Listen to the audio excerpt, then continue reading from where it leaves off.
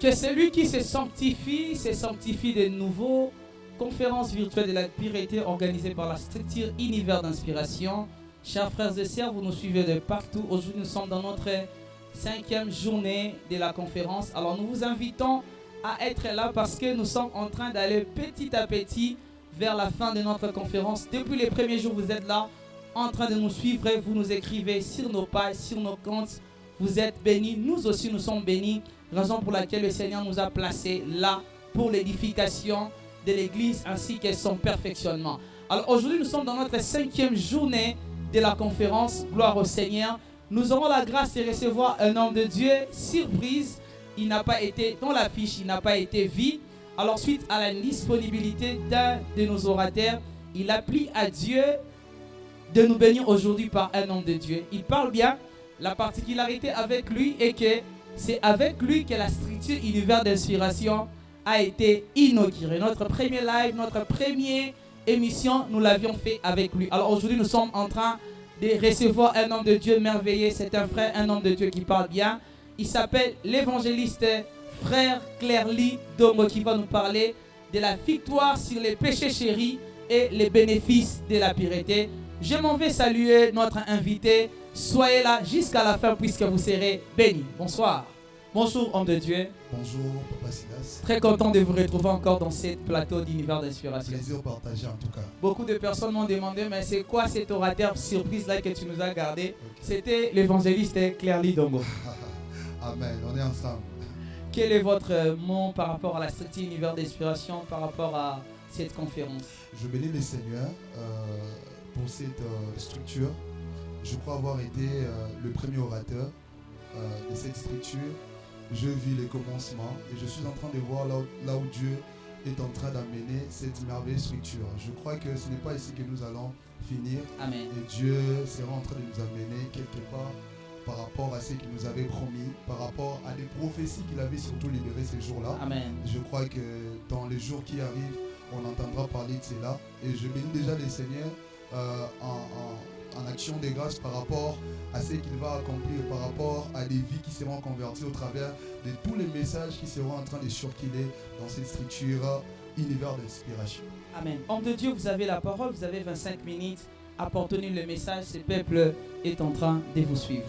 Gloire au Seigneur. Je bénis le Seigneur pour la grâce qu'il me fait d'être là en cet après-midi, apporter la parole de Dieu dans cette conférence de pureté. Je crois que je serai un canal de bénédiction pour quelqu'un durant ces petites minutes qui nous sont données. Alléluia. Et rapidement, je voudrais que nous puissions aller dans la parole de Dieu pour ne pas perdre du temps. On est vraiment derrière les temps. Et je voudrais que nous allions dans la parole de Dieu. Je suis dans le livre d'Hébreux chapitre 1er, le verset 9e. Hébreux chapitre 1er, le verset 9e. Il est écrit dans la parole de Dieu: tu as aimé la justice et tu as haï l'iniquité. C'est pourquoi, ô Dieu, ton Dieu t'a oint d'une huile de joie au-dessus de tes égaux. Tu as aimé la justice et tu as haï l'iniquité. C'est pourquoi, ô Dieu, ton Dieu t'a oint d'une huile de joie au-dessus de tes égaux. Pour ne pas perdre du temps, nous prendrons également Hébreux chapitre 12, le verset 1er. Hébreux chapitre 12. Le verset 1er, la Bible dit: nous donc aussi, puisque nous sommes environnés d'une si grande nuée de témoins, rejetons tout fardeau et le péché qui nous enveloppe si facilement et courons avec persévérance dans la carrière qui nous est ouverte. Que Dieu bénisse sa parole. Amen. Gloire au Seigneur. Je suis en train de parler par rapport à ce thème qui m'a été donné sur vaincre le péché chéri. Vaincre le péché chéri. Rapidement, je vais entrer dans mon message de cet après-midi. Je vais commencer d'abord par nous parler du péché, définir ce que c'est le péché, nous contextualiser par rapport à ces thèmes. Ensuite, nous allons poursuivre avec le Seigneur. Alors, dans la Bible, si vous êtes lecteur de la Bible et si vous ne l'êtes pas, je vais vous encourager de l'être parce que c'est une parole de vie, une parole qui nous bénit. Il y a le péché sans S et le péché avec S. Dans la Bible, il y a le péché sans S et le péché avec S. Donc il y a le péché au singulier et le péché au pluriel. déjà étymologiquement parlant, lorsqu'il s'agit de péché, vous devez savoir, vous devez mettre dans votre tête que lorsqu'on parle du péché étymologiquement parlant, le péché c'est le fait de s'écarter de la cible. Le péché est devenu la transgression de la loi depuis le jour où la loi a été donnée. Le péché déjà au départ, c'était le fait de s'écarter de la cible. Mais le péché est devenu une transgression de la loi le jour où la loi a été donnée. Voilà pourquoi l'apôtre Paul dit que c'est par la loi que j'ai connu le péché. Donc la loi vient pour nous révéler les péchés et elle vient également dans le but de démontrer comment est-ce que l'homme est incapable de se sauver par lui-même. Alors il est très important parce que nous parlons du péché de définir qui est le péché. Qui est le péché? Papa Silas, qui est le péché? Okay. Et c'est là que je commence. Le pécheur, ce n'est pas celui qui a péché. Le pécheur, ce n'est pas d'abord celui qui a péché. Tu n'es pas pécheur parce que tu as péché. Mais c'est parce que tu es pécheur que tu finis par pécher. Tu n'es pas pécheur parce que tu as péché. Mais c'est parce que tu es pécheur que tu finis par pécher. On n'est pas d'abord un pécheur par action. On est pécheur par nature. Quand je parle du péché au singulier, il s'agit du péché par nature. Mais quand je parle du péché au pluriel, il s'agit de péché par action. Le pécheur par nature est tout celui qui est descendu par Adam. Donc tout celui qui est né d'une femme, tout celui qui est né par Adam, il est automatiquement déclaré pécheur. Voilà pourquoi vous allez vous rendre compte que David était encore dans le ventre de sa mère, mais il se déclare déjà comme étant pécheur. Mais David, tu n'as pas encore commis de péché. David, tu n'as pas encore connu des circonstances de la vie qui peuvent te contraindre à pécher. Mais comment te déclares-tu pécheur? Non, David ne se déclare pas pécheur parce qu'il a commis le péché. Il se déclare pécheur parce qu'il a porté la nature depuis sa naissance du pécheur. Ainsi, vous n'êtes pas pécheur parce que vous n'avez pas péché. Vous êtes pécheur déjà parce que vous n'êtes né dans le péché. J'aimerais que ça soit clair dans nos esprits. Ainsi, vous verrez qu'il y a des moines qui ne commettent pas de péché comme toi et moi. Mais ce n'est pas pour autant qu'ils ne sont pas des pécheurs. Savez-vous qu'il y a des moines qui ne se masturbent pas? Savez-vous qu'il y a des moines qui ne tombent pas dans l'impudicité? Mais cela ne veut pas dire que ces moines sont des saints. Ils sont des pécheurs, non pas parce qu'ils n'ont pas commis des actes de péché, mais ils sont pécheurs déjà de par la nature. Alléluia. J'aimerais que ça soit très clair dans ton esprit. Tu n'es pas pécheur parce que tu commets le péché, mais tu es pécheur déjà de par la nature, de par ta naissance, tu es déjà déclaré pécheur. Ainsi, mes frères et sœurs, ce n'est pas parce qu'un pécheur commet les actions de justice qu'il est déclaré saint. Ce n'est pas parce qu'un pécheur commet les actes de justice qu'il est déclaré saint. Mais ce n'est pas non plus parce qu'un chrétien a péché qu'il est déclaré pécheur. Alléluia. J'aimerais que ça soit très clair dans nos esprits. Vous êtes déclaré pécheur de par votre nature. L'homme est né pécheur. L'homme est déclaré pécheur par la naissance. Et un chrétien l'est déclaré par la naissance. Voilà pourquoi la Bible parle de la nouvelle naissance. On devient pécheur parce que nous sommes nés du péché, dans le péché. Mais on devient chrétien parce que nous sommes nés de nouveau. Nous sommes nés par l'esprit. On est pécheur par naissance. Là, je voudrais que ce soit clair dans nos esprits. Voilà pourquoi pour arrêter d'être pécheur, il ne suffit pas d'arrêter de pécher. Pour arrêter d'être pécheur, il ne suffit pas d'arrêter de pécher. Mais pour ne plus être pécheur, il te faut naître de nouveau. Parce que l'on ne peut quitter l'état du pécheur seulement lorsqu'on accepte de mourir dans cet état du péché. On ne peut arrêter d'être pécheur qu'à la limite qu'on accepte de mourir dans cette nature de péché. D'où la Bible nous parle de la nouvelle naissance. La Bible nous parle de la nouvelle naissance. Écoutez-moi, Si commettre le péché est normal parce que tu portes la nature adamique, c'est que vivre dans la sainteté doit être normal parce que tu portes la nature de Jésus. Vous ne forcez pas pour tomber dans le péché parce que vous portez la nature adamique. C'est normal, c'est automatique. Mais également, vous n'êtes pas obligé d'être forcé pour mener, pour produire des fruits dignes de la rédemption parce que vous portez la nature de Christ. Ça doit être clair dans votre esprit. Et ainsi, il y a une question que nous devons nous poser avant d'aller un peu loin. Si je suis né de nouveau, pourquoi pêche encore? Si je suis né de nouveau, pourquoi il m'arrive de pécher encore? Écoutez-moi, lorsque vous êtes né de nouveau, cela ne veut pas dire que la nature adamique est morte. La Bible dit dans Galates chapitre 5 que les désirs de l'esprit sont contraires aux désirs de la chair. Ce sont des natures qui sont diamétralement opposées. Donc l'homme a la chair. Et parce qu'il l'homme a la chair, du coup, il se retrouve dans une lutte, dans un combat fâché entre sa chair et sa dimension de l'esprit. Maintenant, pourquoi je parle du péché chéri alors que les chrétiens ne sont plus déclarés des péchés? Pourquoi je parle du péché chéri? Écoutez, ici, je ne parle pas du péché chéri comme étant une nature. Ici, je parle du péché chéri comme étant une action. Comme étant une action. Cela veut dire, tu peux être chrétien, mais être en train de pécher et continuer de vivre dans le péché. Ah oui, il y a des chrétiens qui ont des péchés chéris. Il y a des chrétiens qui sont déclarés justes. Mais en même temps, il y a des péchés auxquels ils luttent sans toutefois trouver des solutions.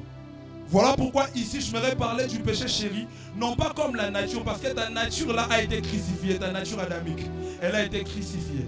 Mais ici je parle de la nature comme étant une action. Alléluia. Voilà.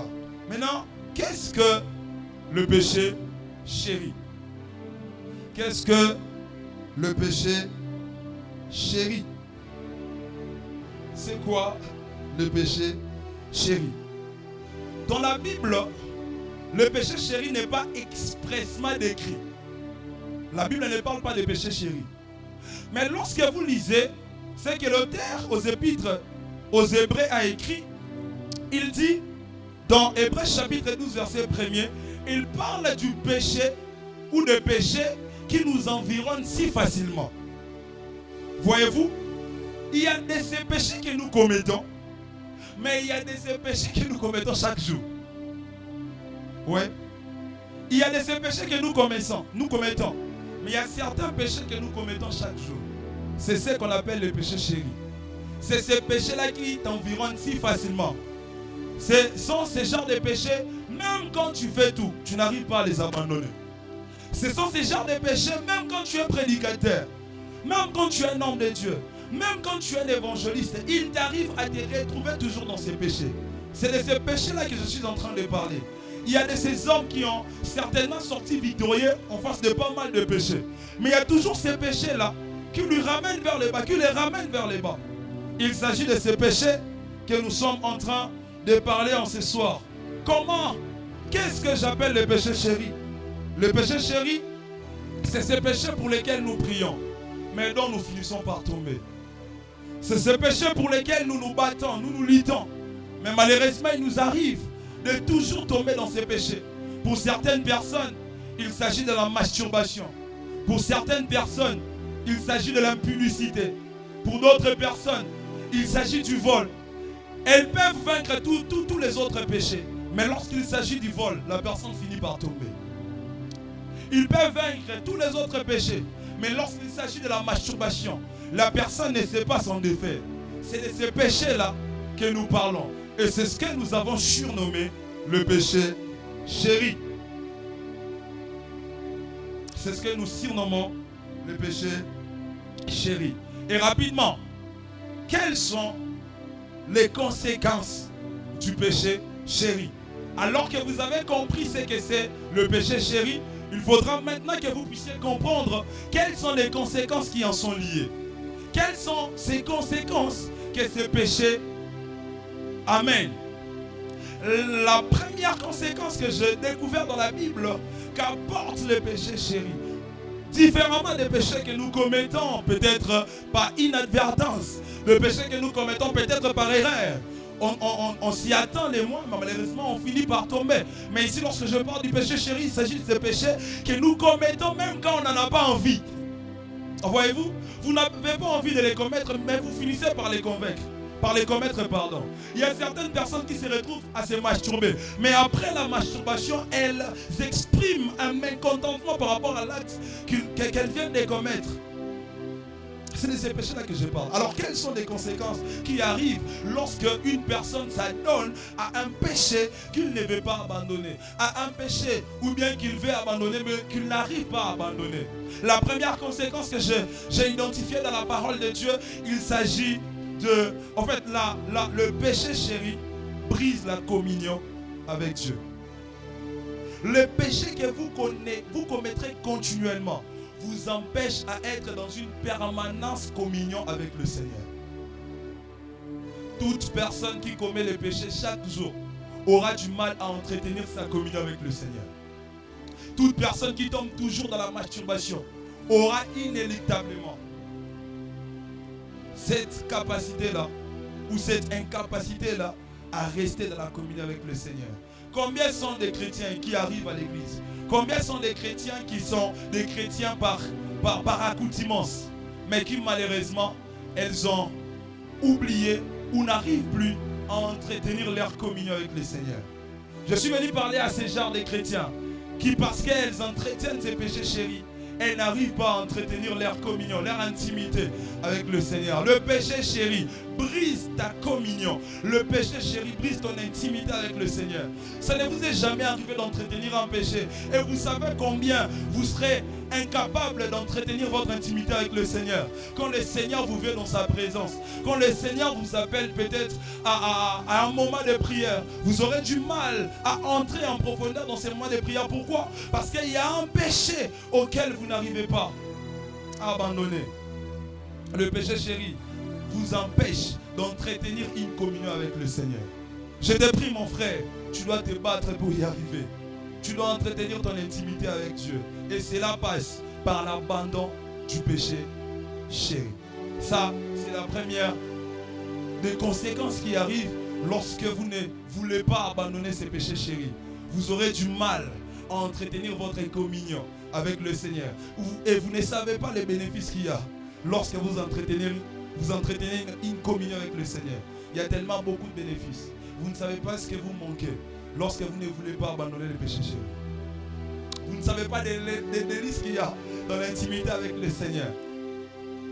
Voilà, c'était la première des conséquences parce que nous courons derrière les temps. Je voudrais rapidement parler de la deuxième conséquence qui arrive lorsque vous entretenez un péché chéri, lorsque vous aimez un péché que vous ne voulez pas abandonner. Qu'est-ce qui arrive?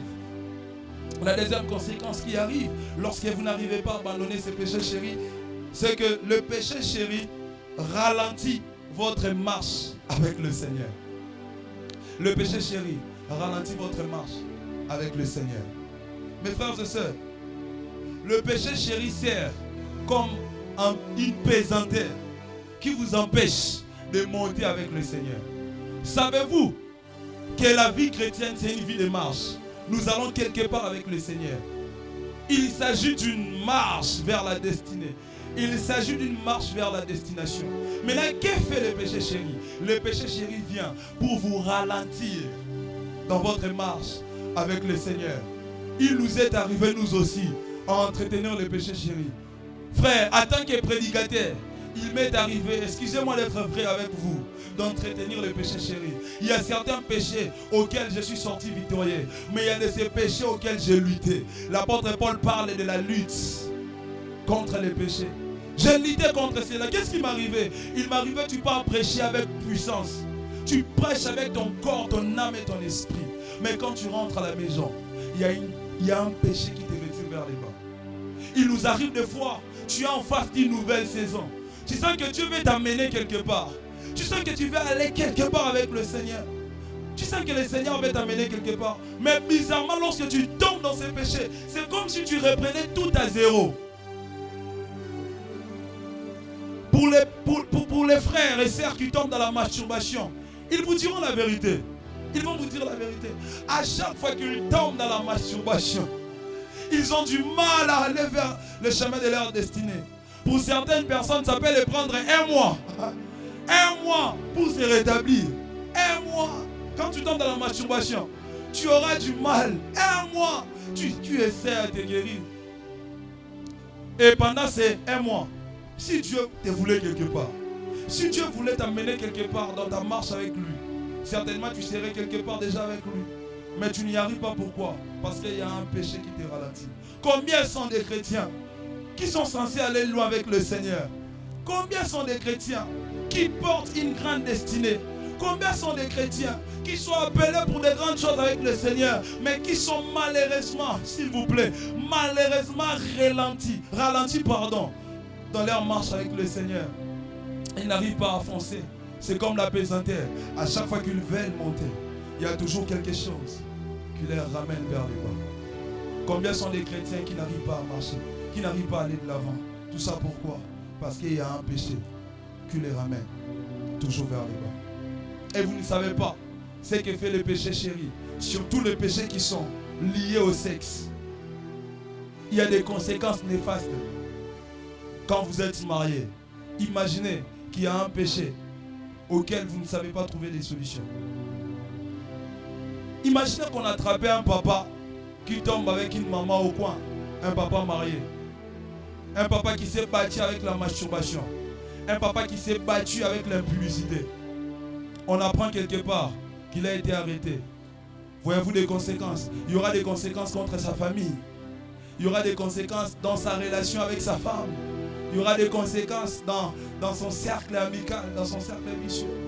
Il y aura des conséquences. S'il vous plaît, mes frères et sœurs, n'entretenez pas un péché. N'entretenez pas un péché. Parce que le péché que vous entretenez finira coûte que coûte à entraver votre marche avec le Seigneur. Finira coûte que coûte à entraver votre communion avec le Seigneur. Rapidement, alors, parce que nous sommes derrière les temps, il nous reste pratiquement quelques peu de minutes. Nous allons aller quelque part. Comment faire pour vaincre le péché, chéri? C'est ça notre thème. Que faire pour vaincre le péché, chéri? Mes frères et sœurs, Papa Silas, nous devons comprendre ceci. Aucune démarche que vous pouvez engager contre le péché, ça réussira lorsque vous allez vous passer outre la croix. Aucune démarche que vous engagez pour essayer de vaincre le péché, dont vous arriverez à le faire ou à l'accomplir si vous passez outre la croix. C'est seule la croix qui est le seul moyen prévu par Dieu pour vaincre le péché. Seule la croix de Jésus est un moyen possible. C'est d'ailleurs par la croix que nous avons reçu le pardon sur le péché. Et ce que j'aime avec la croix, c'est que la croix ne nous a pas seulement donné le pardon du péché. La croix nous a également donné la victoire sur le péché. La croix nous a également donné la victoire sur le péché. Veux-tu vaincre le péché, chéri? Tu n'as aucune démarche à engager. Tu n'as qu'à venir au bas de la croix.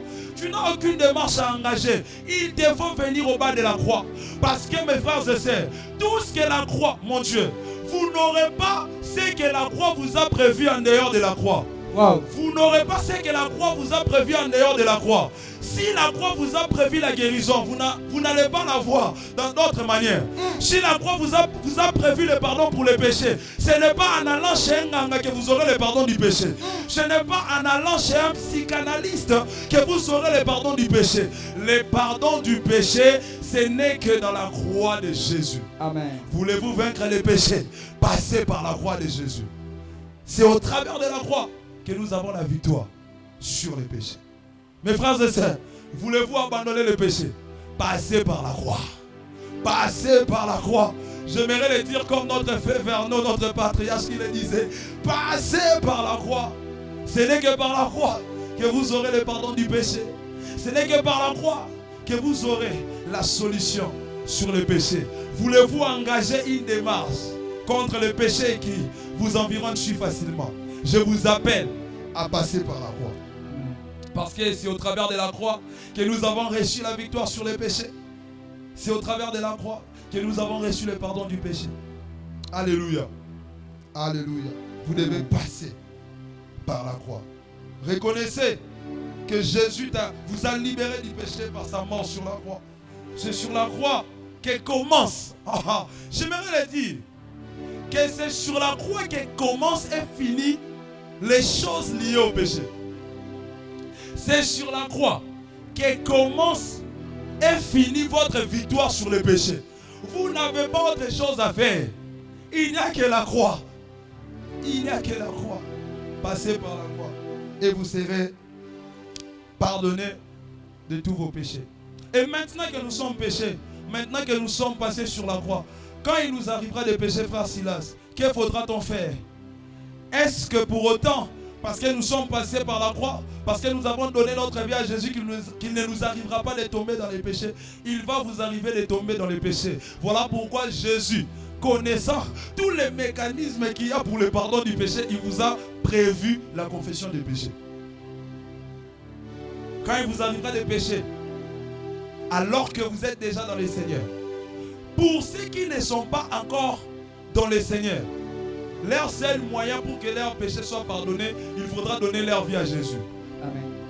Mais pour nous, les personnes qui sont déjà passées par la croix, nous sommes venus déjà dans le Seigneur. Nous devons savoir que le pardon a été déjà pourvu. Maintenant, pour restaurer continuellement notre intimité avec le Seigneur, notre communion avec le Seigneur, Dieu a pourvu la confession. Confessez vos péchés, frères et sœurs. Alors pour la confession, rapidement, il y a des choses. Vous allez confesser vos péchés à Dieu. David a dit, je crois dans Psaume chapitre 38, qu'il confessait ses péchés à Dieu. Mais après la confession à Dieu, il y a la deuxième des choses.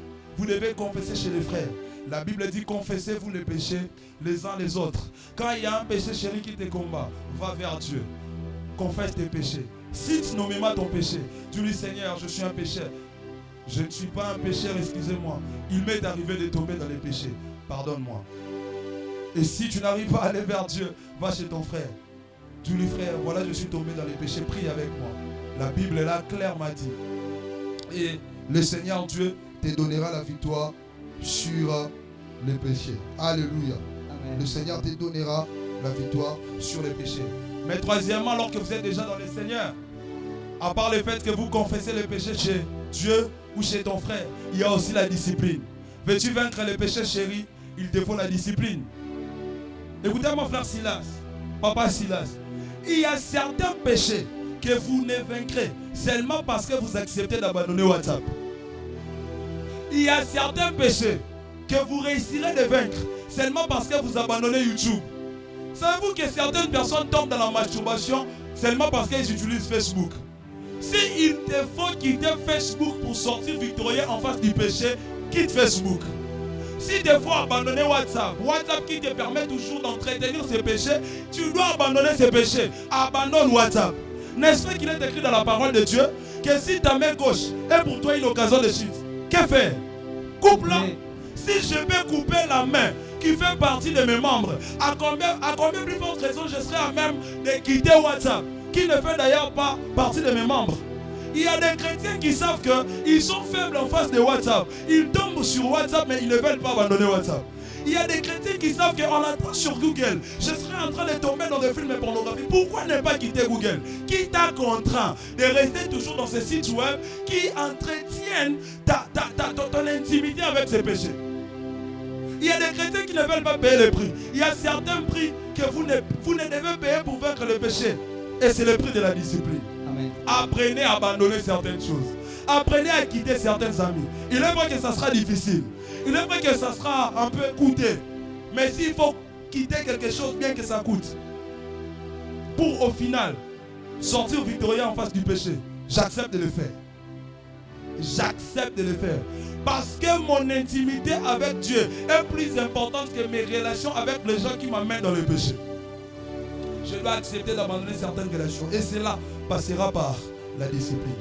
Disciplinez-vous.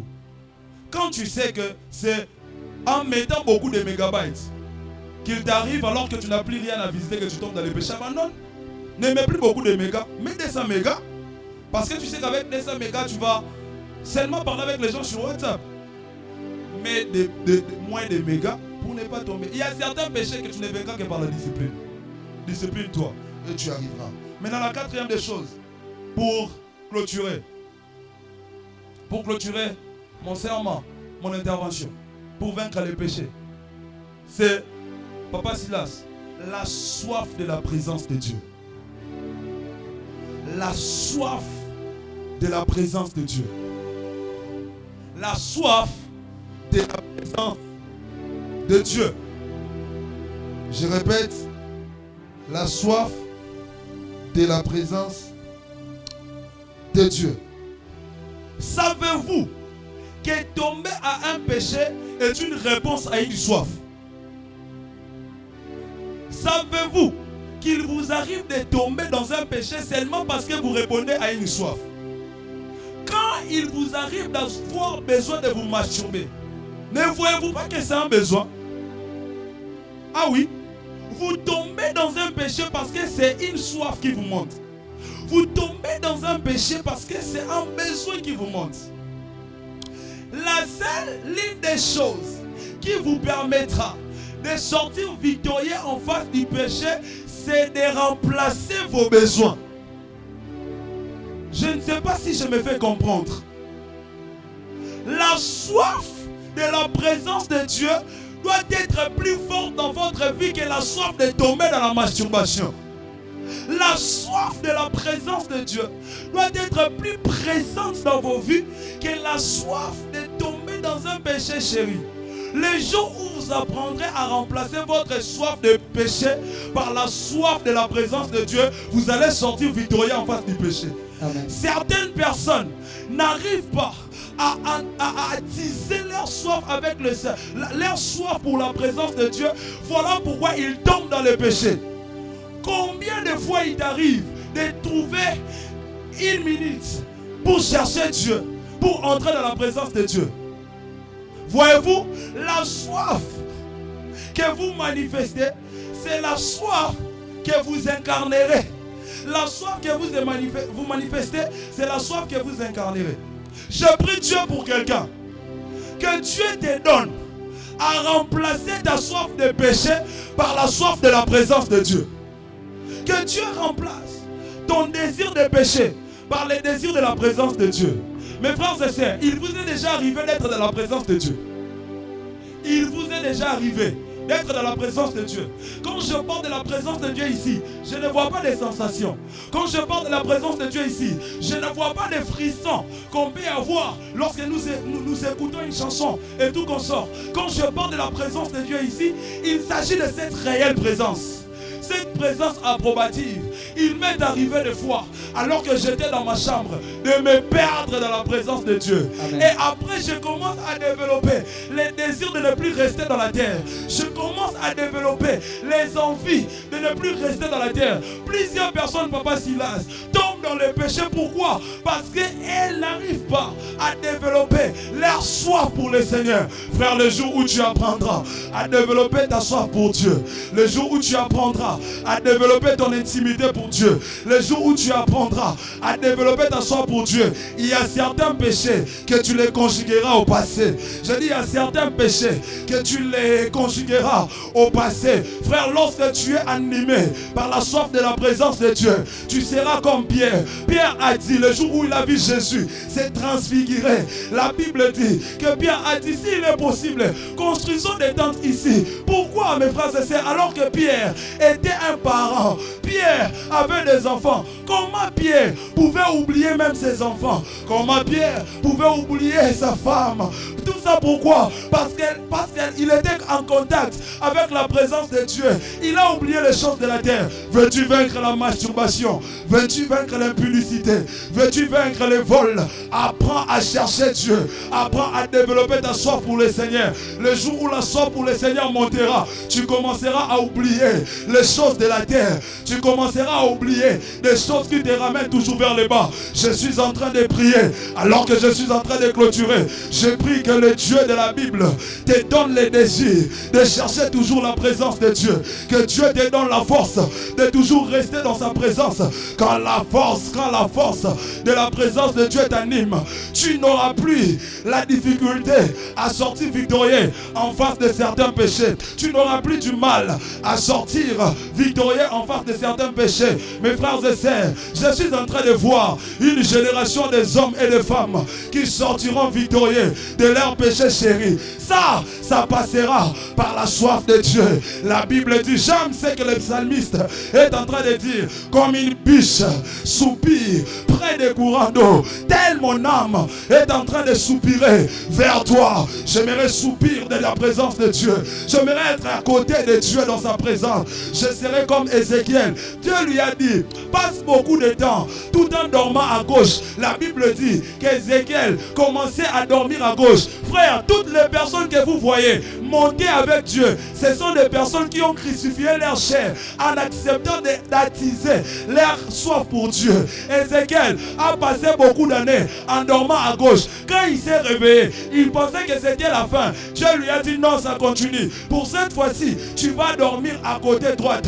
J'aimerais dire à quelqu'un, le temps est venu de continuer à chercher la présence de Dieu. Il est vrai que ça va faire mal. Nous sommes dans une génération où le péché bat son plein. Nous sommes dans une génération où la pression de la vie est en train de battre son plein. Mais je prie Dieu qu'il élève dans cette génération des hommes et des femmes qui accepteront de toujours attiser leur intimité, leur soif pour le Seigneur. Et vous ne savez pas, lorsque vous sortez victorieux en face de péché, qu'est-ce qui se passe? L'Éternel Dieu vous donnera la pureté, il vous donnera sa nature. Et qu'est-ce qui arrive lorsque vous portez la nature de Dieu, Papa Silas? Qu'est-ce qui arrive lorsque vous commencez, parce que vous avez déjà attisé votre soif? Qu'est-ce qui arrive alors lorsque vous commencez à incarner la nature de Dieu? Il y a certaines choses qu'on bénéficiera de Dieu seulement parce que nous payons le prix de la pureté.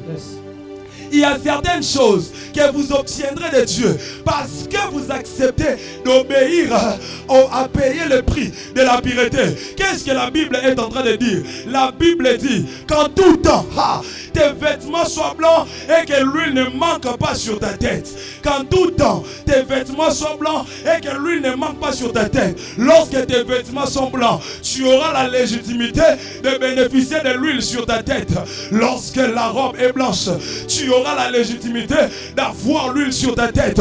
Je vois une génération des hommes et des femmes qui acceptent de payer le prix de l'intimité, le prix de la pureté. Nous serons une génération des hommes et des femmes qui marcheront dans la puissance, qui marcheront dans l'onction, mais qui accepteront de fuir les tchèles, qui accepteront de ne pas corrompre, qui accepteront de ne pas tomber dans l'impudicité. Je suis en train de voir une génération des hommes et des femmes qui montent sous la bannière de Jésus, qui ne manquera jamais l'huile sur leur tête.